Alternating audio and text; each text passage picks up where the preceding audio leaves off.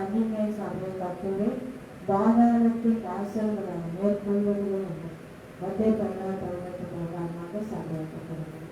எதிராக எழுதுகிற எல்லா தீயசக்தி வானவர்களுக்கு சுற்றித்திருக்கிற பொருளாதார லாபங்கள் விஷயம் நாமத்தை சுத்தரிக்கப்படும். அவன் செய்வது வாய்க்காம பணமிட்டாங்க விடுதலை செய்ய அர்த்தம் எங்கு உண்டோ அங்கு விடுதலை உண்டே என்று சொல்லிடப்பா. சங்காரத்துக்கு தெரிவிக்கிறோம். சங்காரப்படி ஒருவருக்கு பாருங்கள். ஞானத்தை கேட்கிறோம் சொல்லுவாங்க. தாகம் தாகம் என்று சொல்லி தாகத்தானே வினிலே ஆத்தும தாகத்தாகத்தம் சிந்தி என்னையும் மீட்டவரே. தாகம் தாகம் என்று சொல்லி தாகத்தானே வினிலே ஆத்தும தாகத்தாகத்தம் சிந்தி என்னையும் மீட்டவரே. மகிமை மகிமை இயேசு ராஜாவுக்கே. மகிமை மகிமை இயேசு ராஜாவுக்கே. மகிமை மகிமை இயேசு ராஜாவுக்கே. மகிமை மகிமை இயேசு ராஜாவுக்கே. எனக்காக அழ வேண்டாம் என்று சொல்லி உனக்காக உன் பிள்ளைக்கான் அழுங்கள் என்று சொன்னவரே இயேசு ராஜாவே. எனக்காக அழ வேண்டாம் என்று சொல்லி உனக்காக உன் பிள்ளைக்கான் அழுங்கள் என்று சொன்னவரே இயேசு ராஜாவே. மகிமை மகிமை இயேசு ராஜாவுக்கே. மகிமை மகிமை இயேசு ராஜாவுக்கே. மகிமை ராஜாவுக்கே. மகிமை மகிமை இயேசு ராஜாவுக்கே. எல்லாம் ஒழிந்தது என்று சொல்லி தலை சாய்த்தினே. எனக்காக உம்மையே ஒப்பு கொடுத்து இயேசு ராஜாவே. எல்லாம் ஒழிந்தது என்று சொல்லி தலை சாய்த்தினே.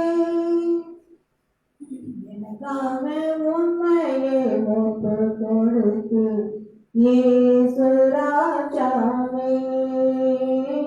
மகிமை மகிமை இயேசு ராஜாவுக்கே. மகிமை மகிமை இயேசு ராஜாவுக்கே. அல்லேலூயா. மகிமை மகிமை இயேசு ராஜாவுக்கே. மகிமை மகிமை இயேசு ராஜாவுக்கே. அல்லேலூயா. எல்லா மகிமையும் கனமும் துதி ஆண்டவரே உமக்கே நாங்கள் செலுத்துகிறோம் ராஜா. எங்களுக்காக வந்த தேவன், எங்கள் பாவங்கள் எல்லாம் நீ நீக்குவீரையா. சிலுவையில ரத்தம் சிந்தி எங்களை மீட்டெடுத்த தேவனை உமக்கு கொடான கொடி நன்றிகளை செலுத்தி எங்களை உயர்த்தி போட்டுக்கிறோம், வாழ்த்தி வணங்குகிறோம். உமட்டுமாய் எங்களை நடத்தி வந்த தேவன் இனியும் நீ நடத்த வந்தவராக இருக்குது. இப்போது கூட எங்க தேசத்துக்காக திகழும் நாங்கள் செபிக்கிறோம். மன உளைச்சல்ல, துன்பத்துல, துயரத்துல ஆண்டவரே இருக்கிற பிள்ளைகள் ஆண்டவரே இந்த வேலையில கூட அல்லேலூயா அப்பா அல்லேலூயா உன்னை நோக்கி பார்க்கும்போது ஆண்டவரே நீ விடுதலை கொடுக்கிற தேவனா இருக்கிறப்பா. அவன் என்னை நோக்கி கூப்பிடுவான், நான் அவனுக்கு மறுவிக்கிற தருவேன் என்று சொன்னீங்க. அப்படியாக ஒவ்வொரு பிள்ளைகள் என்னை நோக்கி பார்க்கும்போது இவர்களுக்கு விடுதலை கொடுக்கிறவராக இருக்கிறேன். வியாதியில் இருக்கிற பிள்ளைகளுக்கு இப்போது வியாதி சுகமாகும். சலமான தூரமான ஞாபகம் சபக்காரர்கள் காயப்பட்ட கரத்தை பிள்ளைகளை பயங்கராச்சு இப்போது சுகப்படுது மேக பிள்ளைகள் கடன் பிரச்சனையினால் இருக்கிறாங்க கடன் ஆவி அதிகமாக பேசுவேன் நாமது அல்லேலூயா அல்லேலூயா. நீ அநேக ஜாதிகளுக்கு கடன் கொடுப்பார், நீயும் கடன் வாங்க மாட்டாய் என்று சொல்கிறாப்பா. அப்படியாக அந்தவரே அப்பா கடன் இல்லாதவரை பாதுகாக்கிறது. அநேக பிள்ளைகள் அந்தவரை படிக்கிற பிள்ளைகளுக்கு நல்ல ஞானத்தை கொடுங்க, பாதுகாப்பு கொடுங்க, பயத்தை நாம் எடுத்து கொடுப்போம், தெரிந்த புத்தி சமாதானத்தை பிள்ளைகள் கொடுங்கப்பா. நீங்க இருந்து நடத்துங்க. அப்பா சொல்ற அழுகை செய்த தலைவர்களுக்காக நாங்கள் சொல்லுகிறோம்.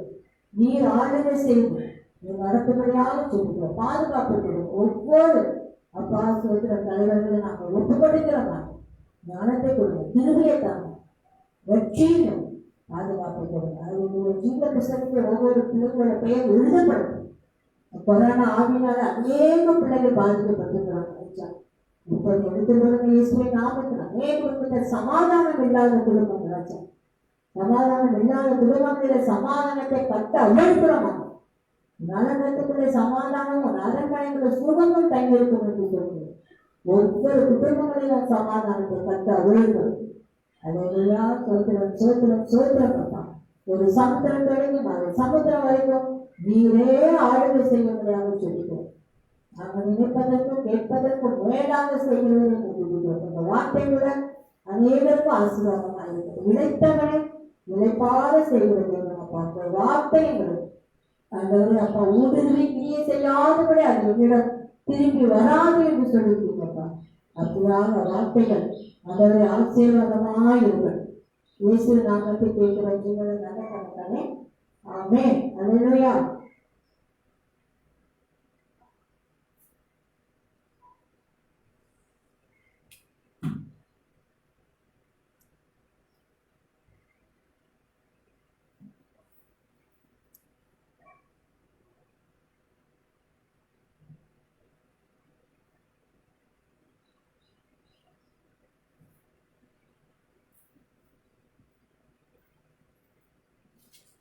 பிரியமானவர்களே, ஆண்டவராகிய இயேசு கிறிஸ்து நம்மோடு கூட இந்த வேளையிலே பேச விரும்புகிறார். அவரை நாம் துதித்து ஒரு பாடலை கொண்டு பாடி அவரை மகிமைப்படுத்தியிருக்கிறோம், அவரை உயர்த்தியிருக்கிறோம். எனவே ஆண்டவராக இயேசு கிறிஸ்து நம்மோடு கூட பேசுகிறவராக இருக்கிறார். நீங்கள் அதிகாரிகளுக்கு முன்பாக ராஜாக்களுக்கு முன்பாக கொண்டு போகப்படுவீர்கள். அந்நாளிகளை என்ன பேசுவோம் எதை பேசுவோம் என்று கவலைப்படாதிருங்கள். அந்நாளிகளை என்ன அருளப்படுகிறதோ அதையே பேசுங்கள், ஏனெனில் உங்களிலிருந்து பரிசுத்த ஆவியானவர் பேசுவார் என்பது சொல்கிறது. இந்த நாளிலே பரிசுத்த ஆவியானவர் இந்த வசனத்தை கேட்க வாஞ்சியோடு கூட இருக்கிற உங்கள் மத்தியிலிருந்து அவர் பேசப் போகிறார். சத்தியத்தை அறிவீர்கள், அந்த சத்தியம் நம்மை விடுதலையா. சத்தியம் என்ன என்பதை நாம் அறிய வேண்டும். பிரியமானவர்களே, மத்தேயு புத்தகம் 22வது அதிகாரத்திலே முதல் ஒரு 13 வசனத்தை நாம் தியானிக்கலாம். அல்லேலூயா. மத்தேயு புத்தகம் 22வது அதிகாரம். இயேசு மறுபடியும் அவர்களுக்கு ஊமையாய் பேசி சொன்னது என்னவென்றால், பரலோக ராஜ்யம் தன் குமாரனுக்கு கல்யாணம் செய்த ஒரு ராஜாவுக்கு ஒப்பாய் இருக்கிறது. நல்லா புரிந்து வேண்டும்.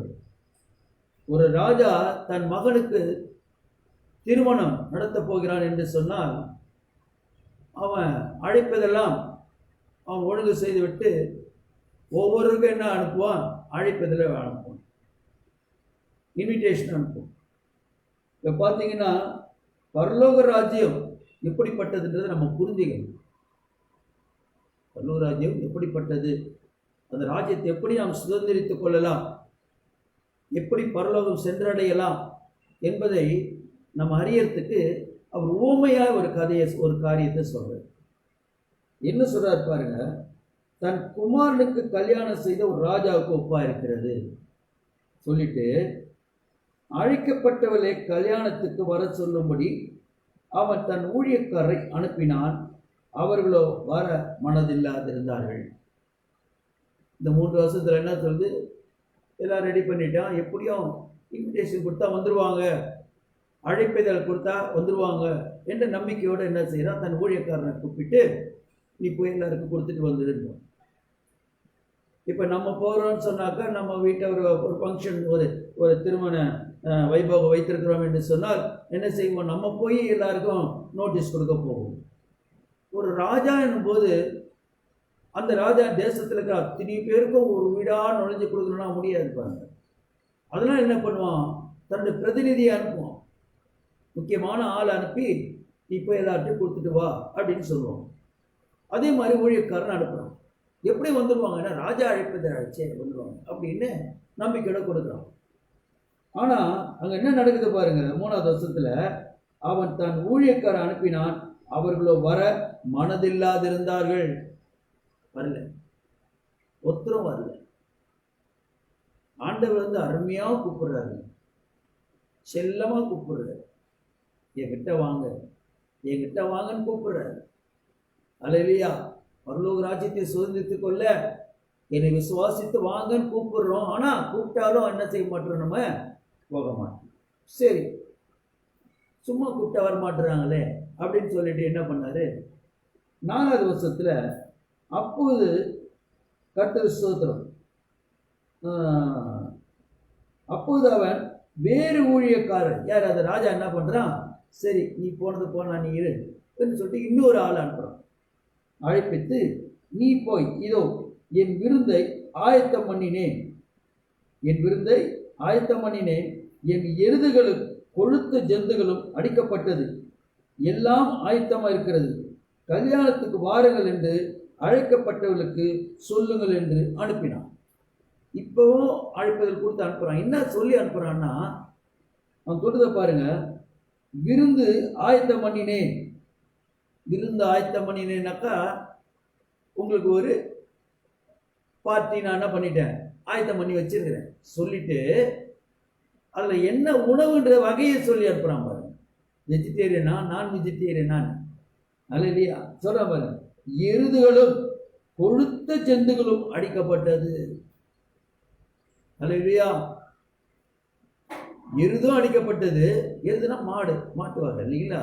அடுத்தது ஜந்துகள், கொழுத்த ஜந்துகள்னா ஆடு, எல்லாத்தையும் அடிச்சிருப்பான்னு நினைக்கிறேன். ஆட்டுக்கறி இருக்குது, மாட்டுக்கறி இருக்குது, எல்லாம் கறி வகைகள் எல்லாம். அல்லேலூயா. கோழி வகை எல்லாம் இருக்குது. அல்லேலூயா. எல்லாம் அடிச்சு வச்சிருக்கேன். உங்களுக்கு எல்லாம் டிஃபன்லாம் நல்லா இருக்குது. ஏதாவது அது மாதிரி சொன்னாவது வருவாங்களா அப்படின்றதுக்காக என்ன பண்ணாம சொல்லி அனுப்புறான். அல்லேலூயா. சொல்லி அனுப்புறான் பாருங்க. கல்யாணத்துக்கு வாருங்க என்று அழைப்பு சொல்லப்படுங்க என்று அனுப்பினான். அழைக்கப்பட்டவளோ அதை அசட்டை பண்ணி ஒருவன் தன் வயலுக்கும் ஒருவன் தன் வியாபாரத்துக்கும் போய்விட்டார்கள். அவங்க என்ன சொல்லிட்டாங்க? இல்லைங்க, நான் வேலைக்கு போகணும், எனக்கு அதே மாதிரி வயலுக்கு போகணும், எனக்கு கடைக்கு போகணும், கடையை திறக்கணும், ஒரு வாரமாக கடை திறக்கல, கரெக்டாக இந்த நாளில் நீங்கள் வச்சிருக்கிறீங்க கல்யாணம், அதில் என்னால் வர முடியாது. எப்படி என்ன சொல்கிறான் பாருங்க. சாக்கு போக்குகளை சொல்லுகிறான். அல்லேலூயா. வரமாட்டேன்னு நான் சொல்லலை, வரணும்னு எனக்கு ஆசையாக இருக்குது, ஆனால் என்ன செஞ்சாகணும்? நான் வயலுக்கு போய் ஆகணும் சொல்கிறத பாருங்க. அல்லேலூயா. நான் கல்யாணம் வாருங்கள் சொல்ற அழைக்கப்பட்ட அதை அசதி பண்ணி ஒருவன் தன் வயலுக்கும் ஒருவன் தன் வியாபாரத்துக்கும் போக வேண்டும் என்று சொன்னான். வயலுக்கு போகிற வேலை செய்ய போவான், வேலைக்கு போகணும். வியாபாரம் பண்ணுறவன் கடைக்கு போவான். அல்லேலூயா. சொந்த பிஸ்னஸ் பண்ணுறவன். ஆக நான் இப்படிலாம் போய் ஆகணும்னு சில ஆளுக்கு ஒரு சாக்கு சொல்லிட்டேன்.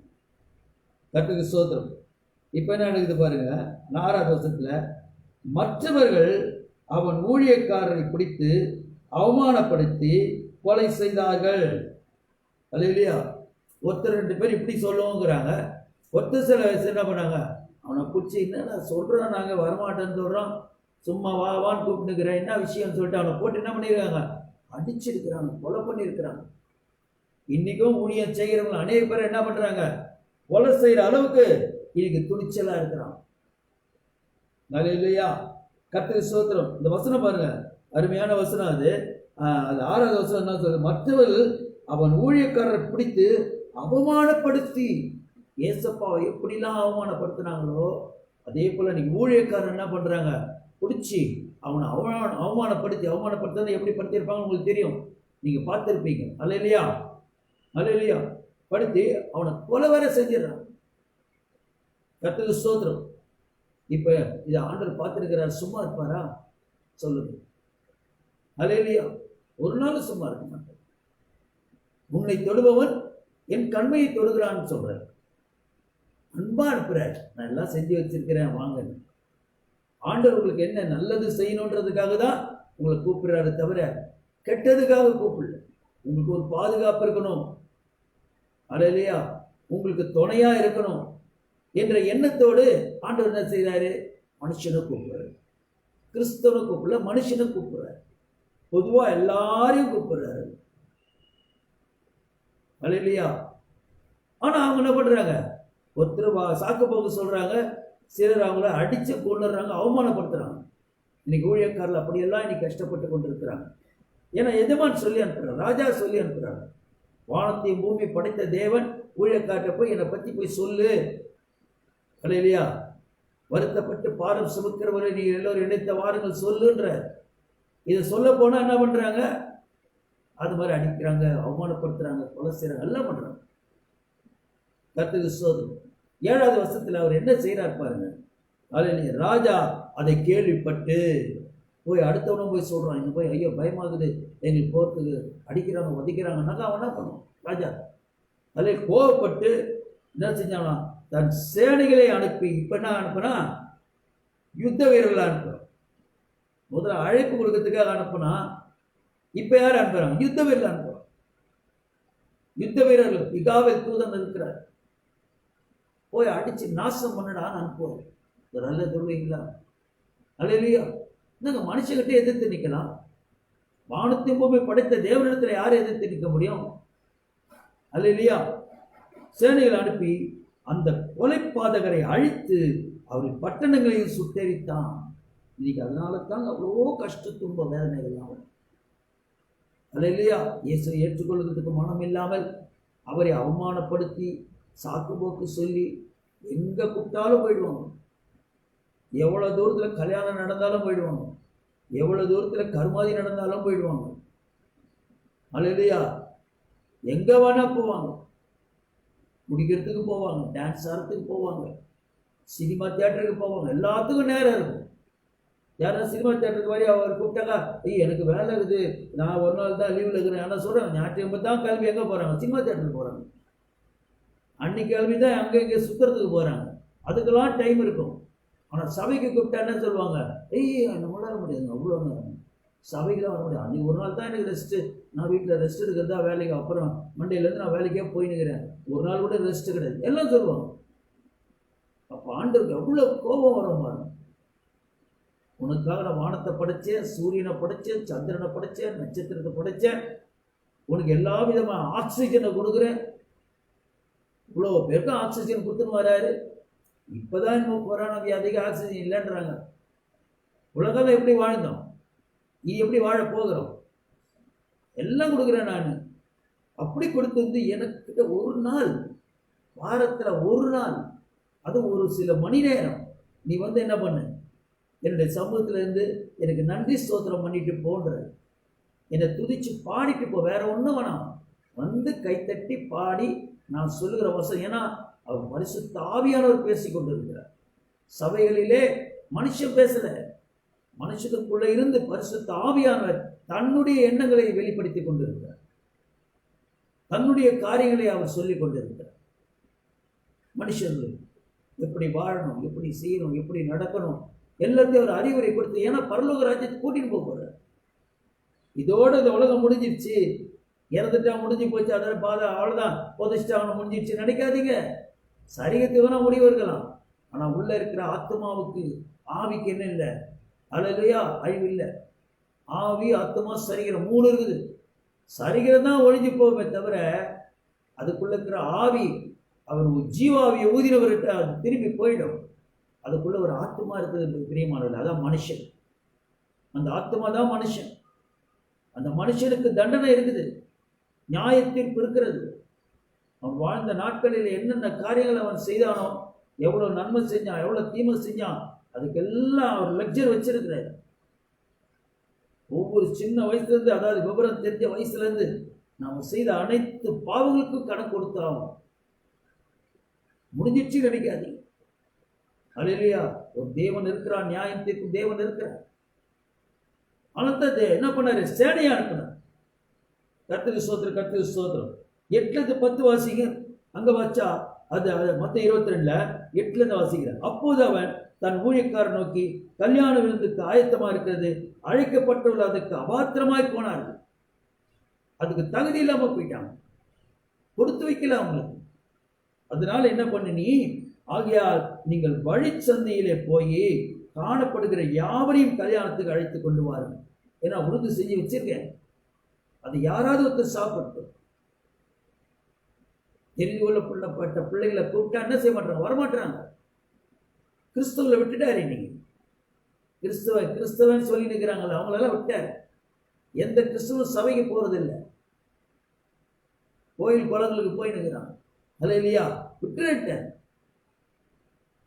வா, புறஜாதி கிட்ட போலாம். புறஜாதினா யாரு? தேவனை அறியாத ஜாதி. அவரை ஏற்று அவரை பற்றி கேள்விப்படாத ஜனங்க கிட்ட போ. அது வழி சொல்ற பாரு, வழி சந்தையிலே போய் காணப்படுகிற யாவரையும் கல்யாணத்துக்கு, யார் யாரை பார்க்கிறியோ எல்லாரையும் கூட்டிடுவான்ட்டு. அந்த ஊழியக்காரர் புறப்பட்டு வழிகளிலே போய் தாங்கள் கண்ட நல்லோர் பொல்லார் யாவரையும், நல்லவங்க கெட்டவங்க, அது யாரா இருந்தாலும் சரி, வாங்க எல்லாம் ஏசப்பா கிட்ட வாங்க. இன்னைக்கு அப்படிதாங்க ஊழியம் நடக்குது. அல்லேலூயா. இன்னைக்கு அவர் அறியாத ஜனங்க தான் அவரை ருசிச்சு பார்க்கிறாங்க. பேருக்கு கிறிஸ்தவன் யாரும் ருசிச்சு பார்க்கறது இல்லை அவர். அல்லேலூயா. அவங்க பரலோகம் சென்றடைய போவதும் கிடையாது. அவங்கள வழி நடத்துறவங்க தாங்களும் போறது இல்லை, போறதுக்கு அவங்கள வழிவிட போறதும் இல்லை. எல்லாரும் சேர்ந்து எங்க போகிறது? பாதாளத்துக்கு தான் போயாகும். ஒரு நல்ல சொல்லுவீங்களா? அதுதான் இங்க ஆண்டவர் சொல்றாரு, போய் கூட்டி கொண்டு வா. வந்த அதை என்ன செஞ்சா, தாங்கள் கண்ட நல்லொரு புள்ளார் யாவரையும் கூட்டி கொண்டு வந்தால் கல்யாண சாலை விருந்தாளிகளால் நிரம்பது. எல்லா விருந்தாளிகள்லாம் வந்துட்டாங்க. இன்னைக்கு அப்படிதான் வராங்க. சபையில போய் பாருங்க, எத்தனை பாரம்பரிய கிறிஸ்தவர்கள் இருக்கிறாங்கன்னு. ஒரு கிறிஸ்தவர்கள் எங்கேயோ 1-2 ஒட்டின்னு இருக்கும். அல்லேலூயா. இது எல்லாம் யாரு? இயேசுவை பத்தி இது வரைக்கும் கேள்விப்படாதவங்க, அவரை திட்டி கொண்டிருந்தவர்கள். அல்லேலூயா.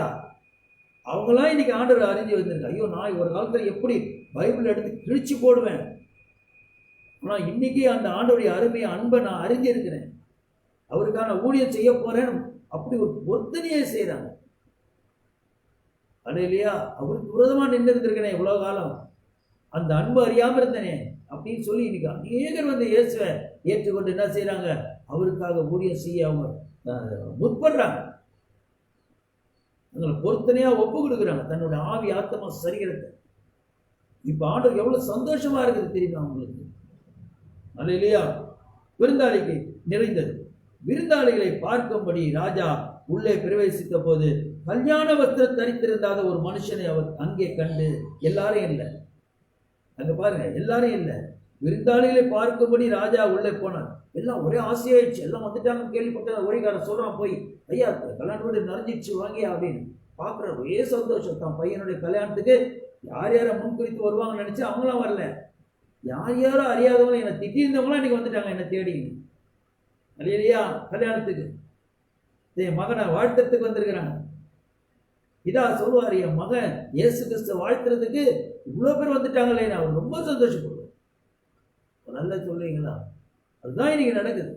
கேள்விப்படுறாங்க, இந்த மாதிரி செய்திகளை பார்க்குறாங்க, சொல்றாங்க. ஓ, இப்படி அன்புவான ஒரு தேவன் இருக்கிறாரா, எனக்காக உயிர் கொடுத்த ஒரு தேவன் இருக்கிறாரான்னு அறிஞ்சு என்ன பண்றாங்க? அவர் கூப்பிடுறாரு, என்ன பரலோகத்துக்கு கூட்டின்னு போக போறாருன்னு சொல்லிட்டு வராங்க. இன்னைக்கு நற்செய்தி அதுதான். இயேசு அடிக்கப்பட்டது கூட இந்த நற்செய்தி கிடையாது. நமக்கா பாவத்தை சுமந்தா இருந்தது கூட நற்செய்தி கிடையாது. நீ இயேசு ஏத்துக்கினாலே பரலோகம் வந்துருவேன்றது பாருங்க, இதான் நற்செய்தி. நீ பாவத்தை நினைக்காத. நீ எப்பேற்பட்ட பாவியா இருந்தாலும் சரி, இயேசுவை ஏற்றுக்கோ. எல்லாத்தையும் அவர் பரிசுத்தப்படுத்துவார், அவர் கழுவிடுவார், அவருடைய ரத்தத்தால் சுத்திகரிச்சிடுவார், அவர் பரிசுத்தால் உள்ள வந்துடுவார். வந்த பிறகு நீ பாவம் செய்ய உன்னை விட மாட்டார். நீ செய்யற நேரத்துலலாம் கண்டிச்சு கண்டிச்சு உணர்த்திக்கொண்டே இருப்பாய். நீயே உணர்வாய், உன் மனசாட்சி சொல்லும், ஐயோ நம்ம பாவம் செய்யறோமேன்னு. எந்த மனுஷனும் சொல்ல முடியாதுங்க. இன்னொரு மனுஷன் செய்யற பாவத்தை கண்டிச்சு உணர்த்த முடியாது. ஏன்னா அவன் 1000 தப்பு செஞ்சிருப்பான். அவன் போய் இன்னொருத்தரை போய் குறை சொல்ல முடியாது.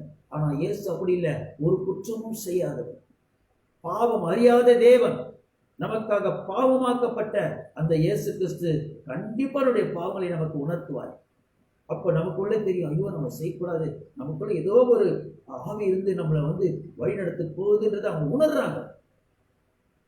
கடைசி வரைக்கும் நிலைக்கணும்னு நினைக்கிறாங்க. அல்லேலூயா.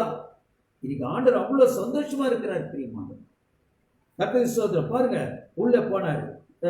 அங்க போனாக்க அங்கே விருந்தாளிகளை பார்க்க முடியும். உள்ள கல்யாண வஸ்திரம் தரித்திராத ஒரு மனுஷனே அங்கே, ஒரு மனுஷன். எவ்வளோ பேர் வந்திருக்கிறாங்க, அதுல ஒருத்தர் அப்படின்னா ஒரு சிலர் என்ன பண்ணுவாங்க தெரியுமா? அல்லேலூயா.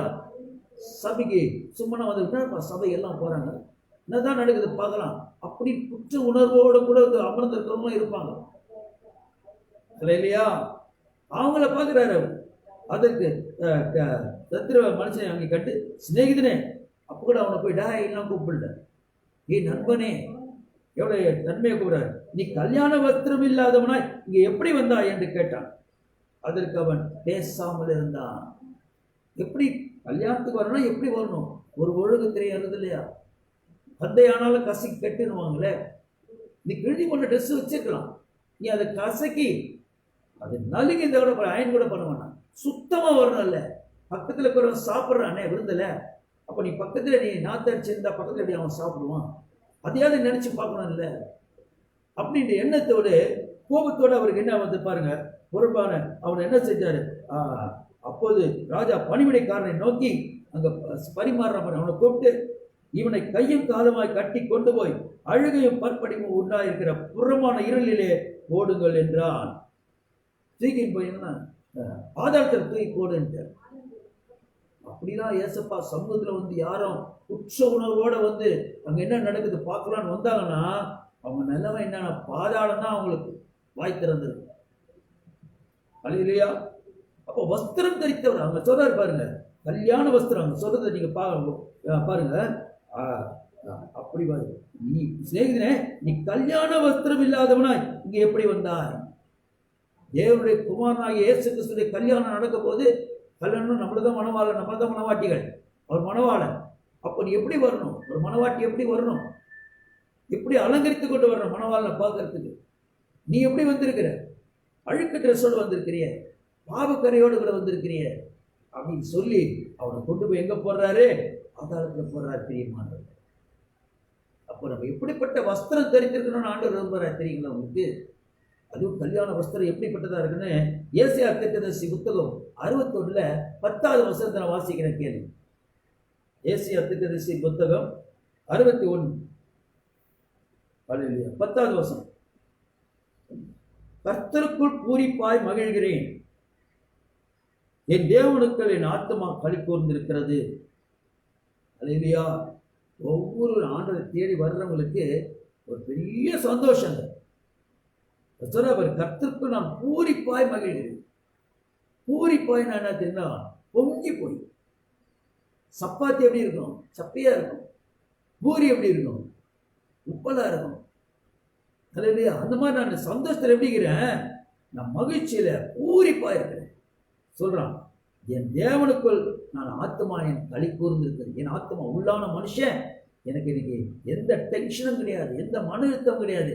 நான் களி கூர்ந்திருக்கிறேன். எல்லா வார்த்தையும் நான் ஏசப்பா கிட்ட இறக்கி வச்சுட்டேன். நான் எல்லாத்தையும் ஏசப்பா எனக்கு பார்த்துக்குவாரு. எனக்கு அவரை பத்தி நல்லா தெரியும். அவர் உயிரோடு இருக்கிறார்.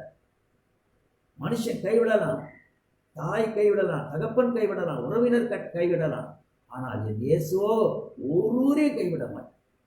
நான் உன்னை விட்டு விலகுவதும் இல்லை, உன்னை கைவிடுவதும் இல்லை என்று கர்த்தர் சொல்லியிருக்கார். அதை உணர்ந்தவன் என்ன பண்றான் பாருங்க, ஆத்மால அவன் எப்படி இருக்கிறான்னா களி கூர்ந்து இருக்கிறான். சொல்ல முடியாத சந்தோஷத்துல இருக்க. இவ்வளவு நாள் நான் ஏசப்பாவை ஏத்துக்காம போயிட்டேனே, இவ்வளவு நாள் ஏசப்பாவை நான் ஏத்துக்காம போயிட்டேனே அப்படின்னு சொல்லி அவன் என்ன செய்யறான்? சந்தோஷத்துல களி கூர்ந்து இருக்கிறான். பிரியமானது, அதுதாங்க நமக்கு கிடைக்கிற ஒரு பெரிய நன்மை ஸ்லாக்கியம். ஏசப்பா கிட்ட வரவுங்க. அல்லேலூயா. ஏன் கேட்டீங்கன்னா, அவர் என்ன கொடுக்கிறார் பாருங்க, மணவாளன் ஆபரணங்களினால் தன்னை அலங்கரித்துக் கொள்ளுகிறதுக்கும் ஒப்பா. ஒரு மணவாளன் என்ன பண்ணுவான், கல்யாணம்னா ஷூட் வாங்குறதுன்னா, ஷூஸ் வாங்குறதுன்னா, அல்லேலூயா அல்லேலூயா, அதுக்கு உண்டான சைடு ட்ரெஸ்லாம், டை, போ எல்லாம் வாங்குறாங்க, பேங்கிள்ஸ் எல்லாம் வாங்குவாங்க பாருங்க. ஆண்கள் சொல்றேன். அல்லேலூயா. கர்ச்சிப்பு அதுக்கு தகுந்த மாதிரி வாங்குவாங்க, மேட்சிங்காக. ஷூட்டுக்கு தகுந்த மாதிரி கர்ச்சிப்பு வெளியே தெரியாமல் ஒயிட் கலரில் அதில் பூரம் வச்சு. அப்போ ஏன்னா கல்யாணம், மணவாளன் அலங்கரிக்க அந்த பாருங்க, மணவாளன் ஆபரணங்களால் தன்னை அலங்கரித்துக் கொள்கிறதுக்கும் மணவாட்டினார் மணமகள் நகைகளினால் தன்னை சிங்காரித்துக் கொள்கிறதுக்கு ஒப்பாக. அல்லேலூயா. பெண்களுக்கு எதுதான் அலங்காரம்? நகை. கர்த்தருக்கு ஸ்தோத்திரம். ஆனால் நம்ம சபைக்கு வர்ற பெண்களுக்கெல்லாம் நகை இல்லாம இருங்க, நகையெல்லாம் கழட்டி போட்டுவாங்க, பொட்டெல்லாம் இல்லாம வாங்க, கோல்ஸ் எல்லாம் போடக்கூடாது, மெட்டிலாம் போடக்கூடாது நாங்கள் சொல்றது இல்லை பெரியமானவர்கள. அல்லேலூயா. கர்த்தருக்கு ஸ்தோத்திரம். ஏன் சொல்றதுன்னா, அது அவங்களுக்கு அலங்காரம், வெளி அலங்காரம். அதை பத்தி பிரச்சனையே இல்லை. அவர் உள்ள இயேசு ஏத்துன்னு இருக்கிறாங்களான்னு தான் அவர் பார்க்கறாரு ஒழிய வெளியே பெந்தகோஸ்து ஸ்டைலில் வரணுன்றதுலாம் அதெல்லாம் ஒன்றும் கிடையாது. அல்லேலூயா. எந்த சபைக்கு போற? பெந்தகோஸ்து சபைக்கு போற, பூலாம் வச்சுன்னு போற, நகைலாம் வச்சுன்னு போறேன்னு கேட்டா அவங்க சொல்லுங்க, அதெல்லாம் எங்களுக்கு கிடையாது. எங்க ஏசப்பா எனக்குள்ள கொண்டு வந்துடுறாங்க, அவருடைய அன்பை எங்களுக்கு சொல்லி கொடுத்துட்றாங்க, நாங்கள் அவரை அனுபவிக்கிறோம். அவங்க கூப்பிட்றாங்களோ கூப்பிடலையே, அவங்க இல்லைன்னா கூட நாங்கள் சபைக்கு போயிடுவோம். அந்த அளவுக்கு நாங்கள் இன்னைக்கு இயேசு நல்லா அனுபவிச்சிருக்கிறோம், ருசித்து பார்க்கிறோம் ஒவ்வொரு நாளும். அவர் விட்டு போனா நடக்குது, என்ன நடக்குது, அவரோடு கூட எவ்வளவு சந்தோஷன்றதை நாங்கள் களிக்கொண்டு இருக்கிறோம். அப்படி சொல்ற அளவுக்கு அங்க நடத்துறாரு பாருங்க. மணவாட்டி நகைகளால் சிங்காரித்துக் கொள்ள ஒப்பாக அவர் ரட்சிப்பின் வஸ்திரங்களை எனக்கு உடுத்தி. ட்ரெஸ் போடுறாரு பார்த்தீங்களா, அந்த ட்ரெஸ் ரட்சிப்பின் வஸ்திரத்தை உடுத்துறாராம். அதுக்கு மேல சால் போடுறாரு பாருங்க, நீதியின் சால்வை எனக்கு தரித்தார். இந்த பெரிய ஆளுங்க யாரும் வந்தாங்கன்னா என்ன பண்ணுவாங்க, ஒரு சால் போடுவாங்க பாருங்க, ஒரு மதிப்பு. அந்த மாதிரி என்ன கௌரவமா வச்சிருக்கிறார். எனக்கு மேல நீதியின் சால்வையை நான் உடுத்தி இருக்கிறார். அல்லேலூயா. அப்ப பாருங்க, ரட்சிப்பின் வஸ்திரத்தை கொடுக்கிறாரு ஒரு மனுஷனுக்கு. இயேசு ஏத்துக்கின உடனே அவனுக்கு நீதியின் சால்வை கொடுக்கிறார் பிரியமானவர்கள். அல்லேலூயா. ரட்சிப்பின் வஸ்திரம்னா என்னன்னு உங்களுக்கு தெரியும். ரட்சிப்பின் வஸ்திரம் என்னன்னாக்கா, அது நீங்க முட்டி, அதாவது மத்தேயு 10 பார்த்தீங்கன்னா இருக்குது.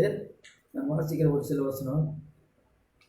அல்லேலூயா. மத்தேயு புத்தகம் 10வது அதிகாரத்துல 21 நான் வாசிக்கிறேன்.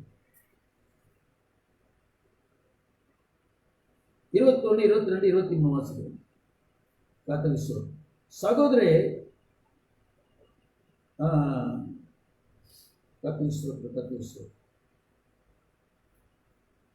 21 சகோதரன் தன் சகோதரனையும் தகப்பன் தன் பிள்ளையும் மரணத்துக்கு ஒப்பு கொடுப்பார்கள்.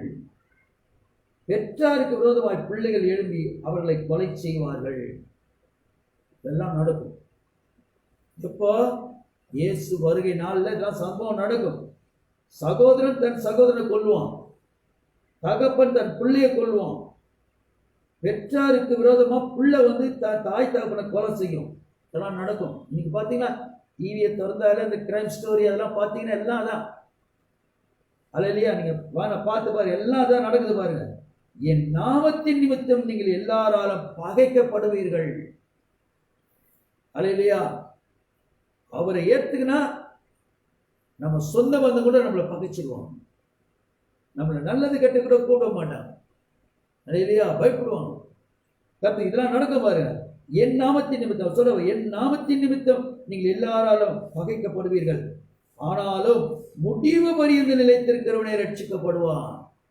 இயேசுவை ஏற்றுக்கொண்டவங்க அவங்களுக்கு ரட்சிப்பின் வஸ்திரத்தை உடுத்துறதை விட்டு, நீ யார் என்னை ஏத்துக்கினாலும் சொந்த பந்தம் என்னை வெறுத்தாலாம், அதை பத்தி கவலைப்பட மாட்டேன்.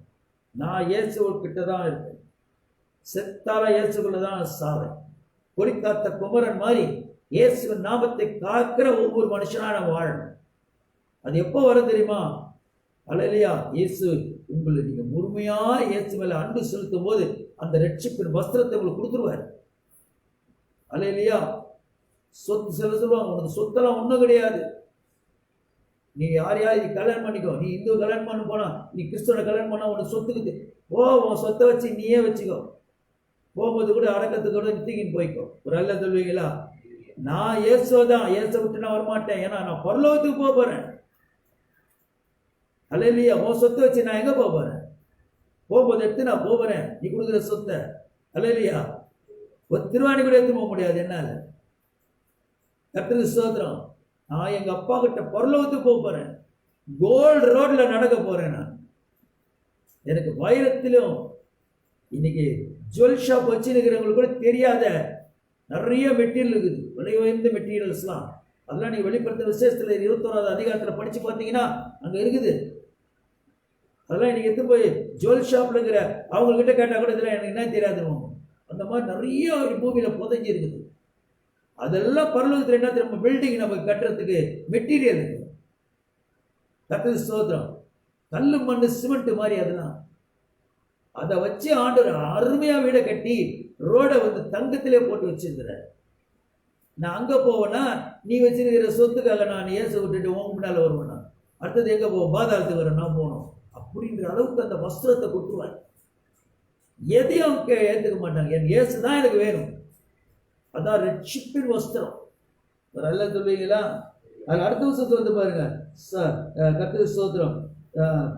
23 ஒரு பட்டணத்தில் உங்களை துன்பப்படுத்தினார், மறு பட்டணத்துக்கு ஓடிப்போங்கள். ஆண்டவரே ஸ்தோத்திரம். ஹல்லேலூயா. ஒரு பட்டணத்துக்கு அதான் ஒரு பட்டணத்தில் உங்களை துன்பப்படுத்தினார், ஒரு பட்டணத்தில் உங்களை துன்பப்படுத்தினால் மறு பட்டணத்துக்கு ஓடிப்போங்க. இந்த ஒரு இடத்துல சொல்லி பாருங்க, இயேசுவை பத்தி ஏத்துக்கலையா விட்டுருங்க. காலில் இருக்கிற தூசி தட்டுற மாதிரி தட்டுன்ற வசனம் சொல்லுது. நீ இப்ப அடுத்த நேரத்துக்கு போய் யாரு கேட்கிறாங்க அவங்க சொல்லிட்டு போயிட்டே இரு. அது இல்லையா? போங்க. மனுஷகுமார் வருகிறதுக்குள்ளாக, ஏன்னா ஆண்டு வருகை ரொம்ப சமீபமாயிடுச்சு. நீ டிலே பண்ணிட்டு இருக்காத. கேட்காதவங்களுக்கே சொல்லி நீ ஏன் அங்கே சொல்லப்பட்டது? போ, விட்டுரு, அவங்கள வேணாண்டா விட்டுரு. அது இல்லையா? உள்ளாக நீங்கள் இஸ்ரேலுடைய பட்டணங்களை எல்லாம் சுற்றி முடியாது என்று மெய்யாவும். எவ்வளவு பெரிய இடம் இருக்குது, நீங்க சுத்திட்டு போங்க, சொல்ற இடத்துல சொல்லிட்டு போயினாரு என்று ஆண்டவர். அதுதாங்க ரட்சிப்பின் வஸ்திரம். அவரை உறுதியாக பற்றிக்கிறோம். அது கிடைச்சிச்சுன்னு வச்சிங்களேன், உங்களை யாருமே அசைக்க முடியாது. தெரியுமா? அல்லேலூயா. அதுல 24வது அதிகாரத்துல மத்த 10வது அதிகாரத்தை சொல்லுகிற 24வது அதிகாரத்துல கூட வசனம் இருக்குது. இதே மாதிரி அங்கேயும் சொல்லுவார். அங்க பாத்தீங்கன்னா 24வது அதிகாரத்துல 8ல இருந்து 13 வரைக்கும் வாசிக்கிறேன். 8ல இருந்து 13 வரைக்கும் வாசிக்கிறேன். இவைகள் எல்லாம் வேதனைக்கு ஆரம்பம். இந்த மாதிரி நாள் வருதுன்னா, ஒருத்தரை கொலை பண்ணிக்கிறான்னா என்ன அர்த்தம்னா வேதனைக்கு ஆரம்பம் ஆயிடுச்சு. அது இல்லையா? ஆரம்பம். அப்போது உங்களை உபத்திரத்துக்கு ஒப்பு கொடுப்பார்கள், உங்களை கொலை செய்வார்கள். யார? சொல்றவங்களை கொலை செய்வார்கள். என் நாமத்தின் நிமித்தம் சகல ஜனங்கள் உங்களை பகைக்கப்படுவீர்கள். அப்போது அநேகர் இடர் அடைந்து ஒருவரை ஒரு காட்டி கொடுத்து ஒருவரை ஒரு பகைப்பார்கள். அப்படியோ நடக்கும். ஏண்டா வம்புன்னு சொல்லி என்ன பண்ணுவாங்க? அவங்களே ஒருத்தர் காட்டி விட கொடுத்துவாங்க. அநேகர் கள்ளத்திற்கு எழுப்பி அநேகரை வஞ்சிப்பாங்க. கள்ளத்திற்கு நிறைய பேர் வருவாங்க. உபவாசம் பண்ணக்கூடாது, தேவையில்லை. டான்ஸ், தேவனை துதிக்க தேவையில்லை. பரிசுத்த ஆவி நமக்கு தேவையில்லை. ஒன்லி ஜீசஸ், யெகோவா, அப்படி இப்படி என்னென்னமோ சொல்லுவாங்க. திருத்தவ தேவனை ஆராதிக்க விட மாட்டாங்க. கள்ளத்திற்கு எழுப்பி அநேகரை வஞ்சிப்பார்கள், ஏமாத்துவாங்க. அக்கிரமம் மிகுதியானால் அநேகருடைய அன்பு தணிந்து போகும். அப்படின்னா அன்பே இருக்காது. பணம் தான் மீன். இல்லையா? பணம் கொடுக்கல, நீ அப்பா வந்தாலும் சரி, அம்மா வந்தாலும் சரி, உள்ளே இருந்தா கூட சரி. இல்லையா? ஒரு பிள்ளைகார குடிக்கிறதுக்கு காசு கேட்டுக்கிறான், அவன் திருந்த மாட்டான். என்ன பண்ண தெரியுது அவனை பத்தி. இன்னைக்கு நேத்தா பாக்குறேன், இருக்குது ஏதோ இதாட இருக்குது, கொடுத்தாது இருக்கணும், கொடுக்கல. அவன் பண்ணான், சரி இந்த ஆள் எப்படி விட்டு வச்சா தப்பா. அவன் தான் அன்பே கிடையாது. அவன் அது குடிக்கு அடிமையாயிட்டுக்கிறாங்க, பணத்துக்கு அடிமையாயிட்டுக்கிறான். அவன் கோடரை எடுத்து வந்து வெட்ட வந்துட்டான். அப்போ இவன் ஸ்ட்ராங்காக இருந்துட்டான். அவன் குடிச்சு நான் எங்கன்னா டிபி பேஷண்ட் மாதிரி ஆகிட்டுக்கிறான். அதனால ஈஸியாக அப்பகாரன் என்ன பண்ணால் அவன் கையில் இருக்கிற கோடரை பிடிங்க, இனிமேல் விட்டு வைக்கூடாதுன்னு சொல்லிட்டு தூங்கும்போது வெட்டானா என்ன பண்ணுது, இவன் போட்டுட்டான். எப்படி இது பாருங்க, என்னடா சொந்த பிள்ளை சின்ன பையன் வாழ்த்து அந்த அன்பு போயிடுச்சு. அன்பே கிடையாது இன்னைக்கு உலகத்தில். இதெல்லாம் கடைசி காலத்துக்கு ஆரம்பத்துக்கு இந்த மாதிரி எந்த காலத்தில் நடந்திருக்குது? நம்மளும் தான் அவ்வளோ காலம் இருந்துருக்கிறோம். எனக்கு மூதாதையெல்லாம் இருந்துக்கிறாங்க. எப்படி இருப்பாங்க? சந்தோஷமா இருப்பாங்க, குடும்பமா வாசம் பண்ணுவாங்க. அல்ல இல்லையா? கூட்டு குடும்பங்கள் அப்படி சந்தோஷமா இருப்பாங்க. பண்டிகைன்னா அது என்ன, இப்ப அதெல்லாம் கிடையாது. அன்பே கிடையாது இப்போ. அல்ல இல்லையா? அல்ல இல்லையா? இது நடக்குது இன்னைக்கு. அது நடந்தது ஆண்டு சொல்ற 13வது வருஷத்துக்கு. அப்படி இருந்தும் முடிவு வரை நிலைத்திருக்கிறவனே ரட்சிக்கப்படுவான். இதுலயும் நிக்கணும். ஏசப்பா தான் வரப்போறார் ஆண்டவர். அது சீக்கிரத்துல வந்து அதான் ரட்சிப்பின் வஸ்தம். அல்ல இல்லையா? அதுக்கு அடுத்தது அந்த ஏசாயா 61:10 சொல்றாரு, அடுத்தது நீதியின் சால்வை எனக்கு தரித்தார். சால்வை என்ன தெரியுங்களா? பதவிங்க, நமக்கு மதிப்பு, கனமுள்ள ஊழியத்தை நமக்கு நம்பி கொடுப்பார். சால் போடுவார் நமக்கு. அல்ல இல்லையா? நமக்கு எல்லா அதிகாரத்தையும் கொடுத்துருவார். என் நாமத்தில் விசுவாசத்தை தோத்து சர்வங்களை கரங்களை எடு, சாவுக்கு எது குறித்தவனை சேதப்படுத்தாது, வியாதிஸ்தல் கரங்களை வைப்பதில் சுஸ்தமாவார்கள். சால் இதெல்லாம். அல்ல இல்லையா? சால்னா தெரியல உங்களுக்கு மேல கூரை போடும். கர்த்தருக்கு ஸ்தோத்திரம். அது சால்வையை எனக்கு தரித்தார். கர்த்தருக்கு ஸ்தோத்திரம். அதுதான் நீதிமான் என்று சால்வை, நீதியின் சால்வை சொல்றாரு. நீதியின் சால்வை நீதிமான் என்று சால்வை, ஊழியக்காரன் என்று சால்வை. என் கட்டளைப்படி நடந்து என் நியமங்களை கை கொண்டு அல்லையா எனக்கு உண்மையாயிருப்பானாகில் அவனே நீதிமான், அவன் பிழைக்கவே பிழைப்பான்னு சொல்றாரே. எசேக்கியேல் 18:9 வசனம் அப்படி சொல்லுகிறது. பிரியமானது, அந்த நீதியின் சால்வையை நமக்கு கொடுத்துவார். இதெல்லாம் தரிச்சிருக்கணும். அல்லையா? கர்த்தருக்கு ஸ்தோத்திரம். அதுக்கடுத்தது கடைசியா ஒரு வசனத்தை சொல்லி முடிக்கிறேன். அல்லேலூயா.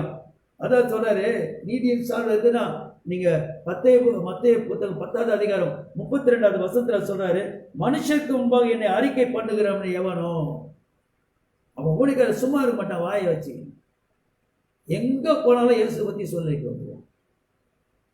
இல்லையா? கர்த்தருக்கு ஸ்தோத்திரம். அவனை கிண்டலா கேலியா தவறாருப்பா ஏசாலு அப்படின்னு கூட கிண்டல் பண்ணுவாங்க. அதை பத்தி இருக்காவல நீ என்ன ஆனா என்ன கிண்டல் பண்ணிக்கோ. என்கிட்ட மாற்று ஆளுங்க நான் இயேசு பத்தி சொல்லுவேன். அல்லேலூயா. அதான் நீதியின் சால். அவனுக்கு அதை பத்தில கவலை இல்லை. ஒரு அல்ல சொல்றீங்களா? வெக்கப்பட மாட்டான். இயேசு பத்தி சொல்றதுக்கு ஒரு நாள் வெக்கப்படவே மாட்டான். கர்த்தருக்கு ஸ்தோத்திரம், கர்த்தருக்கு ஸ்தோத்திரம். அல்லேலூயா. சினிமாவில் பணம் சம்பாதிக்கிறதுக்கு எவ்வளவு பேர் வெக்கப்படாம எத்தனை நடிப்பு நடிக்கிறாங்க. ஏங்க இல்லையா? எவ்வளவு மதிப்பான ஆளு, நல்லா படிச்சிருக்கிறான், பெரிய பணக்காரனாகிறான், நல்ல படிப்பாளி ஆகிறான், எவ்வளவு ஜென்ட்லான ஆளாகிறான், எவ்வளவு அழகா ட்ரெஸ் பண்றான். அவனுக்கு ஒரு ரோல் கொடுக்குறான்னு வச்சுக்க, சிரிப்பு இல்லை, ஒரு காமெடியா பைத்தியக்கார மாதிரி போய் நடிக்கிறான். எதுக்கு? காசு. வெக்கப்பட மாட்டான் பாருங்க. அல்லேலூயா, அல்லேலூயா. அத மாதிரி அவன் காசுக்கு வெக்கப்படாம வேலை செய்யறான். காசுக்கு வேலை பாரு. வைத்தகமா காமெடியா பிச்சைக்காம ட்ரெஸ் போட்டு ஆகிட்டீங்கன்னு பானில் வச்சுக்கின்னு என்னென்னமோ நடிக்கிறான். கேட்டா அவன் வந்து காமெடி ஆக்டர்ன்றான். அது பேட்டி கொடுக்கும் போது ஜென்ட்டில் காரில் வண்டி சேரில் கொஞ்சம் கால் மேலே கால் பண்ணி ஸ்டைலாக கொடுக்குறான். அப்போ அவ்வளோ ஜென்ட்டில் இருக்கிறான். அங்கே காசுக்காக போய் எப்படியெல்லாம் கேவலப்படம் நடிக்கிறான். நம்ம எங்க இயேசு சொல்றதுக்கு வெக்கப்படணும். அல்லேலூயா. நம்மளை ஆண்டவர் எப்படி உயர்த்தி வச்சிருக்கிற பைபிளை தூக்கத்துக்கு நான் ஏன் வெக்கப்படணும்? அதான் நீதியின் சால். அந்த எண்ணம் வந்துச்சுனாலும் உங்களுக்கு நீதியின் சால் கொடுத்தான்னு அர்த்தம். அந்த கனமுள்ள ஊழியத்தை யாரும் தானா செய்ய முடியாது. ஏசப்பா கொடுத்தாதான் செய்ய முடியும். அந்த அதிகாரம் இருந்தாதான் பிசாசு நமக்கு பயப்படுவோம். இல்லைன்னா நீ யாருங்க? பவுலையும் தெரியும், இயேசுவும் தெரியும், நீ யார் ராணுவம்? அல்லேலூயா, அல்லேலூயா. நம்மள ஓட ஓட வரட்டும் பிசாசு. ஆனா நம்ம நீரில் சால போட்டு போறீங்கன்னு வச்சுங்க, உங்களை கண்டாலே பிசாசு அலறும். ஒரு வழியா வர்ற சத்ரு 7 வழியா ஓடி போவான் தெரியுமா? அல்லேலூயா. மனுஷருக்கும் நான் சொல்ற பாருங்க, என்னை யார் அறிக்கை பண்ணா அவனை நானும் பரலோகத்தில் இருக்கிற என் பிதாவின் முன்பாக அறிக்கை பண்ணுவேன். அங்க வந்து நான் இன்ட்ரடியூஸ் பண்ணுவேன் பிதா கிட்ட, இது என் பிள்ளை. அல்லேலூயா. நம்ம ஊழியத்தை எப்படி செஞ்சான் தெரியுமா அவன் அப்படின்னு சொல்லுவார். அல்லேலூயா. அவனை தூக்கி வச்சு நாடுவார் ஏசப்பா. கர்த்தருக்கு ஸ்தோத்திரம். கடைசி ஒரு வசனத்தை சொல்லி முடிக்கிறார். லூக்கா 12:10 சொல்கிறது, பரிசுத்த நல்லா கேட்டுங்க, மனுஷகுமாரனுக்கு விரோதமாக கூட ஏசப்பாவுக்கு விரோதமாக கூட பேசிட்டா விட்டுருவாரு. ஆனா நீதிமான் எவனும் பரிசுத்த ஆவி இல்லாம இருக்க மாட்டான். பரிசுத்த ஆவி இல்லாம ஒருவனால ஊழியம் செய்ய முடியாது. ஏன்னா அவரே சொன்னார், நான் பிதாவினிடத்துல போகிறபடியால் உங்களுக்கு ஒரு தேற்றவாளனை அனுப்புவேன். என் பரிசுத்த ஆவி வேலை ஆனாங்க, நீ தேற்றவாள் இல்லாத ஆளு, முன்னால் ஊழியம் செய்ய முடியாது. அல்லேலூயா. நீ மாம்சபூர்வமா ஊழியம் செஞ்சினா அதுக்கு தகுந்த மாதிரி அனுபவிச்சு. ஆனா பரிசுத்தாவின் வல்லமையோடு கூட ஊழியம் செய்யும். அதனால சொல்றாரு லூக்கா 12:10, பரிசுத்த ஆவிக்கு விரோதமாய் தூஷணம் சொல்கிறவனுக்கோ மன்னிக்கப்படுவதில்லை. அல்லேலூயா. ஒரு நாளும் மன்னிக்கப்படாது. குமாரனை கிண்டல் பண்ணா கூட பரவாயில்லன்றார் இயேசு கூட. சரி, என்னை விட்டுதல்ன்றார். என்னதான் யூதர்லேயே என் வம்சத்தை சேர்ந்தவனே, என் குலத்தை சேர்ந்தவனே என்னை கொலை பண்ணான், என்னை அசிங்கப்பட்டான், கன்னத்தில் அரைஞ்சான், காரி துப்புனான், என்னை விட்டுதல். ஆனா பரிசுத்த ஆவிக்கு விரோதமா பேசினேன், உனக்கு இம்மையில மாத்திரம் இல்லை, அங்கேயும் மன்னிப்பு கிடையாது, நீ பாதாளம் தான். பரிசுத்த ஆவின் வல்லமை அந்நிய பாஷை வர்றோம், நமக்கு வேணும்னு கேட்கணும். ஒன்றை நான் கேட்டேன், அதையே நாடுவேன். பிரியமானவர்களே, இந்த நாள்ல இந்த வசனம் தான் சொல்லுது. மத்தேயு 22வது அதிகாரத்துல நீங்க 1வது வசனத்திலிருந்து 13 வசனம் வரைக்கும் மாற்றி பார்த்தீங்கன்னா, ஆண்டவருக்கு ஊழியம் செய்யணும், நீதியின் வஸ்திரம், அதாவது ரட்சிப்பின் வஸ்திரத்தையும் நீதியின் சால்வையும் உடையவர்களாய் நாம் இருக்கணும். தெரியுமா? ஜெபிப்போமா? அன்பும் பரிசுத்தம் நிறைந்த எங்கள் நல்ல பரலோக பிதாவே, சத்தியத்தையும் அறிவீர்கள், இந்த சத்தியம் உங்களை விடுதலை ஆக்க வேண்டும் சொன்னீரே. இந்த நாளில் நமது பிள்ளைகள் அத்தனை பேர் அவர்கள் தங்களை ஒப்பு கொடுக்கிறாங்களோ, அவங்க எந்த மதத்தை சேர்ந்தவங்களாம், எந்த குலத்தை சேர்ந்தவங்களாம், அவங்க எந்த வேலை செய்கிறாங்க, படித்திருந்தாலும் படிக்கலைனாலும், அழகு இருந்தாலும் அழகில்லைனாலும், உமக்கு பிள்ளைகளாக வரணும்னு யார் விரும்புகிறாங்களோ அவங்களுக்கு வல்லமை கொடுங்க, வரங்களை கொடுங்க தருங்க. அவங்களுக்கு அந்த ரட்சிப்பின் வஸ்திரத்தையும் நீதியின் சால்வையும் நீங்கள் உடுத்துங்க. அப்படியாக மனுஷன் போடுகிற சால் இல்லது, வானத்தை பூமி படைத்த சால்வையை அவங்க போத்தி கொள்ளட்டும். பரிசுத்தாவின் ஒத்தாசையுடன் நஸ்ரேனாகிய இயேசு கிறிஸ்து நாமத்தினாலே கேட்கிறோம் ஜீவனுள்ள நல்ல பிதாவே. ஆமென், ஆமென்.